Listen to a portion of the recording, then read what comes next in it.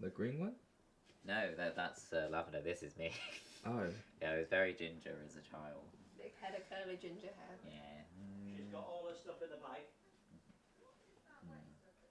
Oh, we've done that, haven't we? Can you spot any more of me in a football kit?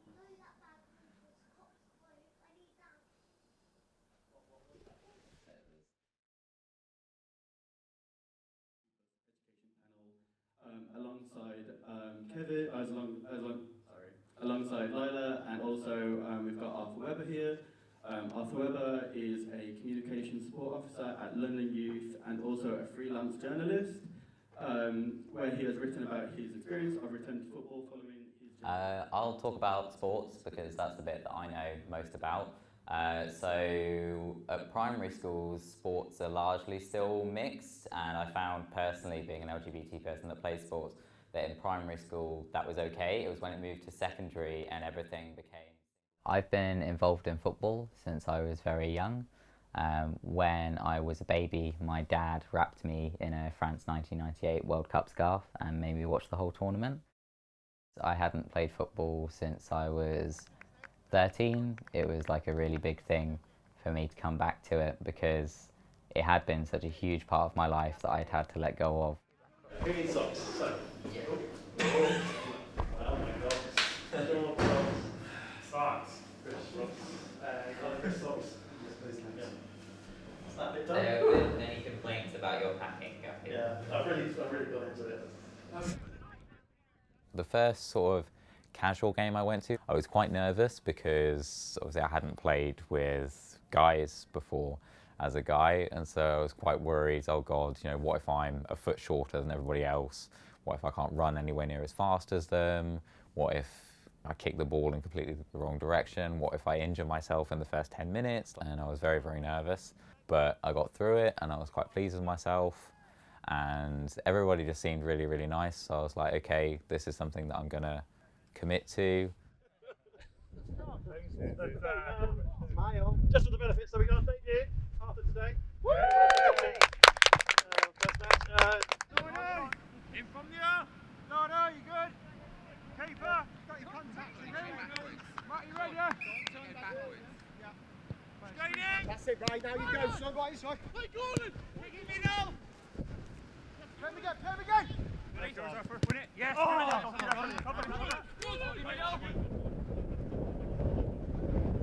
Yeah, Gordon. Oh. Unlucky.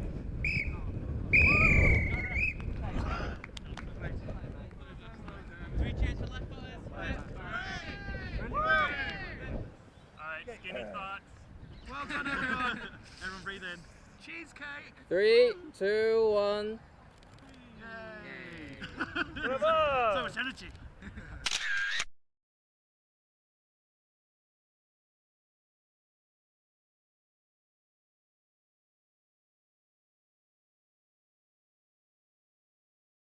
I always used to really enjoy it. I would go for kickabouts with my dad in our back garden, and then once I got a bit older and there wasn't the space in our back garden, we would go to the park. So I didn't start sort of properly playing, I would say, until I was about 7. My dad found a place not far from my grandparents' house, which were running football sessions. There were girls' sessions and there were boys' sessions. And I was like, oh, I want to go to the boys. When I got to secondary school, we actually had like proper school teams, but it was segregated into different sexes. So I was playing for the women's team, and I played in a few matches, a few tournaments, I scored 1 goal. And obviously I enjoyed the sport itself, but there was something that just wasn't feeling quite right. But I didn't have the language to describe it until I was about 13, because that was when a friend came out to me as a trans woman. And I decided to do some Googling, so I wanted to be supportive of her. I ended up down a rabbit hole, came to the realization, oh, this is something that I can do. Suddenly, my whole life makes sense.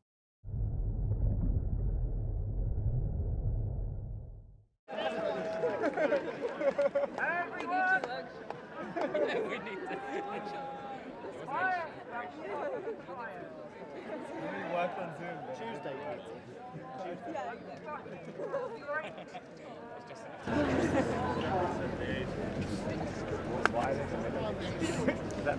Do you want me to do anything in particular? Or? No, just do whatever. Okay. Yeah.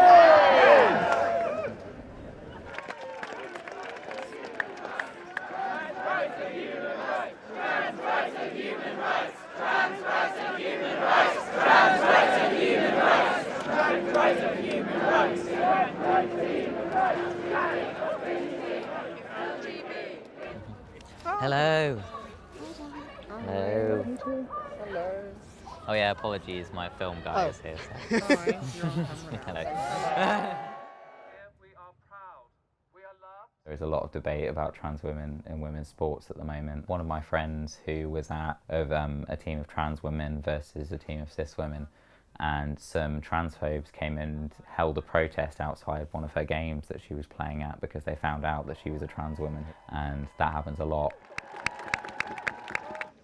I am tired of having to stand on the streets of my home city to defend my right to exist as a human being alongside my brothers, my sisters, my comrades! And if you're here, I'm sure you're pretty fucking tired as well. I am sick of having to read my friends' obituaries. I should be attending their weddings, their graduations. I should be seeing them having kids. But instead, I go and stare at their gravestones, and I am sick of it!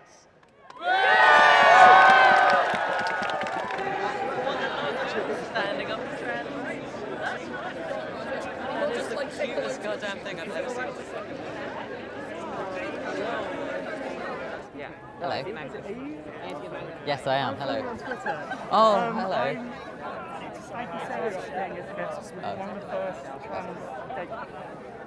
trans journalists in sport I've seen. And I've recently come out with trans women. Oh, okay. Jesus carry on going to. Honestly, that representation has meant so much. After the protest, one trans woman came over to me and she told me that she'd just come out and that she'd read my article about returning to football while being trans, and that it meant a lot to her and that she would love to get back into playing. So I gave her the details for Left Footers, and that was really nice to get to hear from people that all of my stuff that I put out on the internet is useful for at least one person. You know, it's not all in vain, and the abuse that I do sometimes get online is worth it.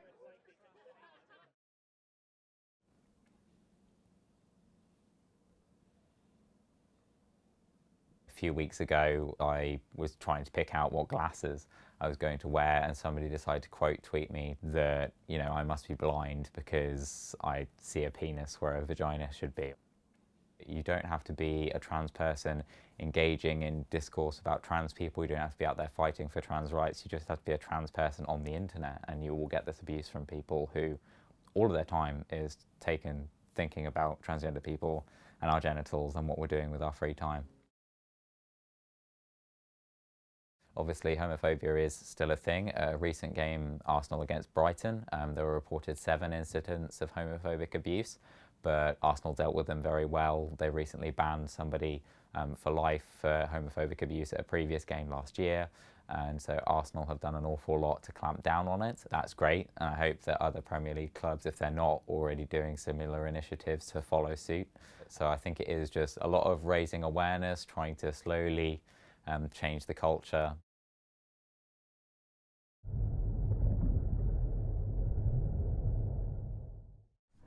So have you commissioned this, or has this been commissioned by somebody else then? He's doing it as a university project. Oh, right, okay. Then he's hoping to submit to some film festivals if he, you know, if I'm interesting enough. I suppose. Yes. Yeah. Fair enough. Okay.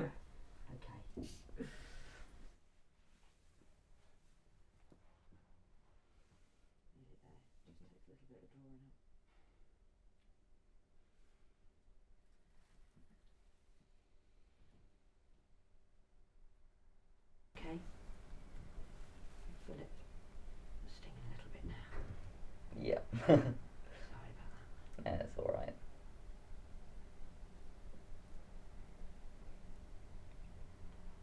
I'd say that I'm a social media influencer. Most of the time I do try to just tweet about all of the cool things I'm doing to try and show people that it isn't just being miserable.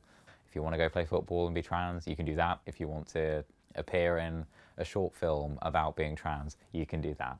Like, you can be trans and do whatever it is that you want. I always get asked when I first realised I was trans. That's quite a complicated question. Like, it's always been a feeling. There was never a moment where I would say that I identified as a girl, but I didn't have the language to describe it.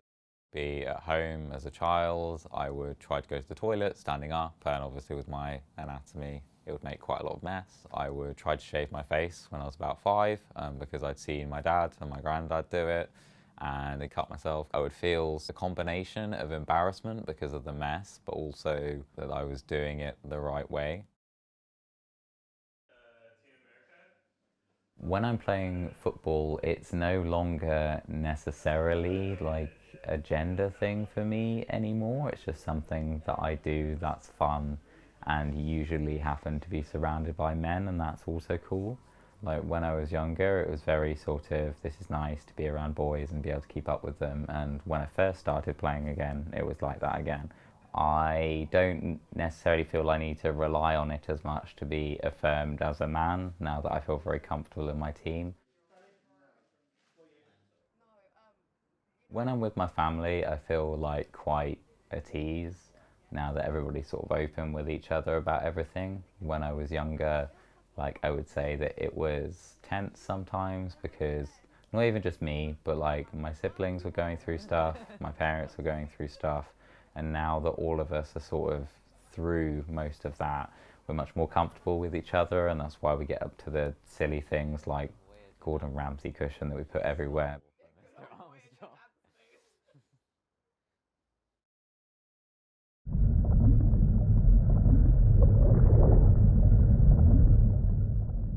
My favourite animals are sharks, and I don't really know why, to be honest. I've just always really liked them. Like, when I was younger, I had a shark bath toy, and my mum painted a shark on the wall of the bathroom. I think I've just always thought they were really cool. They're very cool either way. Like, if I had my way, I would have one of these in my flat, but Dan would not. Dan would not be about that. Like, yesterday I had to restrain myself from buying this like golden dinosaur from TK Maxx, because I thought it was great, but I was like, where are we going to put this massive golden dinosaur? So I didn't get it. But Did you move? what? Did you move yet? No, so we had a flat viewing yesterday, and we put an offer down for one of the big tower blocks down the road from my house, and they're like really fancy and stuff in there, and we can afford it. So we should hopefully be moving in late September, which will be fun.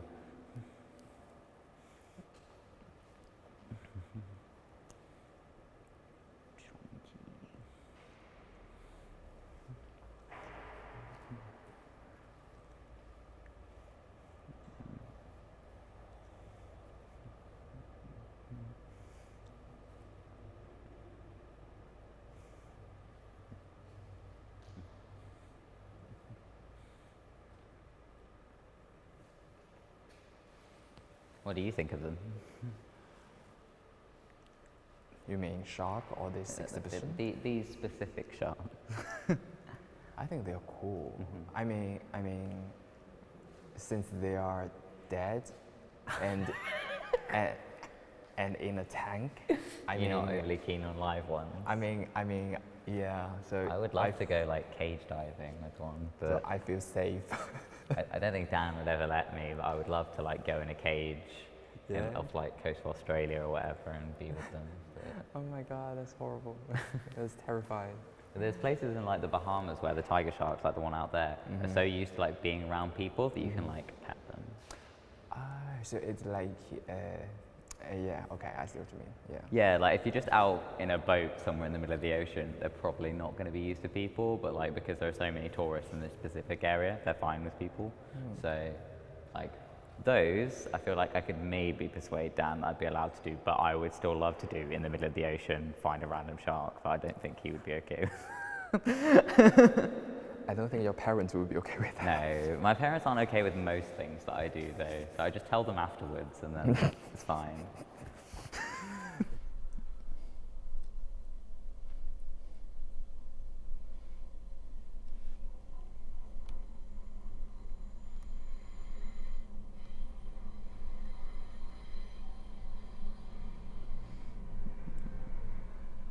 I don't know whether to put something else in there.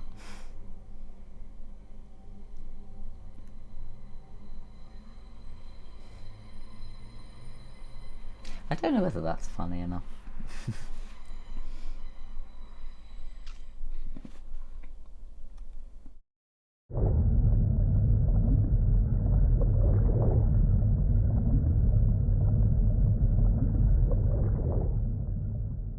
I was a trans kid.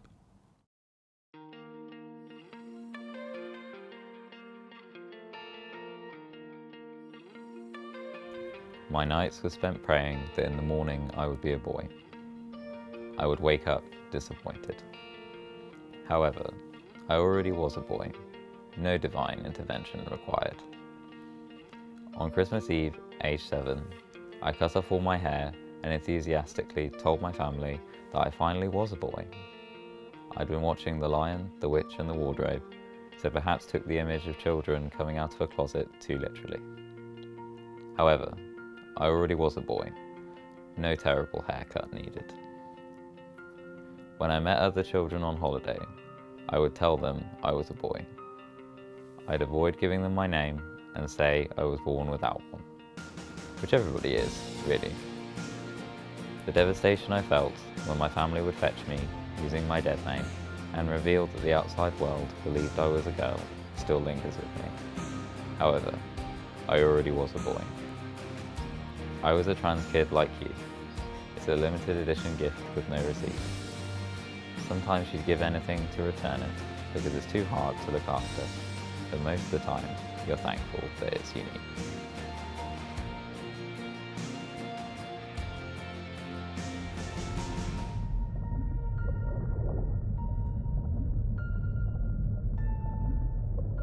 I would say that I am happy with my life now. Obviously there are things I could be happy about, you know, I could have a 6-pack, I could have a mansion, you know, I don't have those things and I probably never will, but you know, I'm in a relationship that I'm very happy in, I've got a job that I'm very happy in, I've got lots of lovely friends, I get to do so many cool things that other people don't get invited to do. So yeah, I would say that I'm really happy and I've been happy for quite a while now.